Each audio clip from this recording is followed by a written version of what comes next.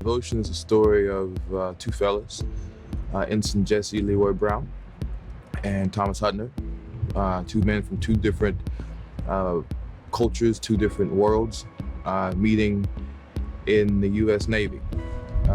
They are naval aviators, which is one of the toughest jobs there is for anybody wearing wings. That's a quote from the film. And these two men discover things about themselves and each other in an attempt to fulfill their own personal legacies and to fulfill their own personal destinies.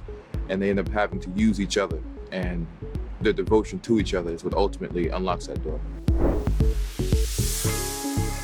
We meet a young man from Mississippi who now is an ensign in the U.S. Navy, which means this fella has made his way through training.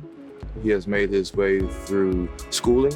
He has made his way from Mississippi all the way up to Rhode Island. And he is now a member of the U.S. Navy and a top flight aviator. One of the best aviators. And he has a family. Jesse has a young daughter. He has a young wife. He's just making his way.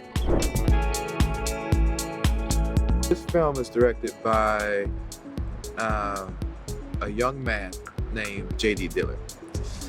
And JD is the most empathetic, beautiful, intelligent director that I think I have worked with to date. His passion for this story was unrivaled. He was our admiral, and he gave us such trust and such ferocious latitude to tell the story to the best of our abilities. As an actor, right, as a protagonist, you only dream of having a director like JD. Each one of these men and women who serve in our country have their own specific story, have their own specific experience, and it can't be grouped together as one.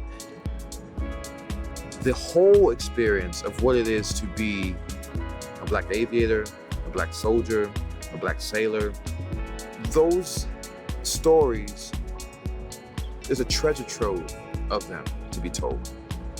And I've been fortunate enough to come across and be chosen and blessed with the ability and the opportunity to play